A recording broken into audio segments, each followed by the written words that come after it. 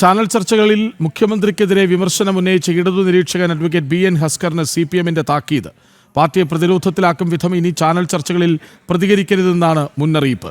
അതേസമയം പാർട്ടി ലൈനിൽ തന്നെയാണ് സംസാരിച്ചതെന്നും നിലപാടിൽ ഉറച്ചു നിൽക്കുന്നുവെന്നും ഹസ്കർ പ്രതികരിച്ചു.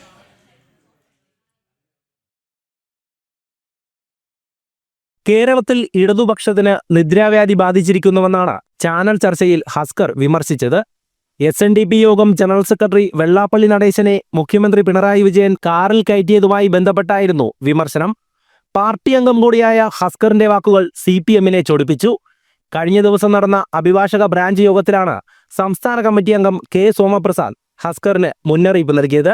ഇടതു നിരീക്ഷകൻ എന്ന ലേബലിൽ ഇത്തരം പ്രതികരണങ്ങൾ ഒഴിവാക്കണമെന്നായിരുന്നു നിർദ്ദേശം.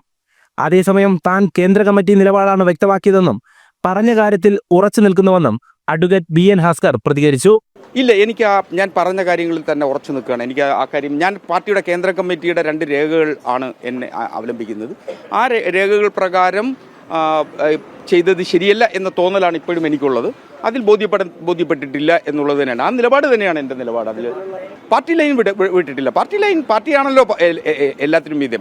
തനിക്കെതിരെ നടപടിയെടുത്താൽ AK ബാലനും രാജു എബ്രഹാമും നടപടിക്ക് അർഹരാണെന്ന് ഹസ്കർ നേരത്തെ വ്യക്തമാക്കിയിരുന്നു. പാർട്ടി ലൈനിൽ നിന്ന് മാറി താനൊന്നും പറഞ്ഞിട്ടില്ല.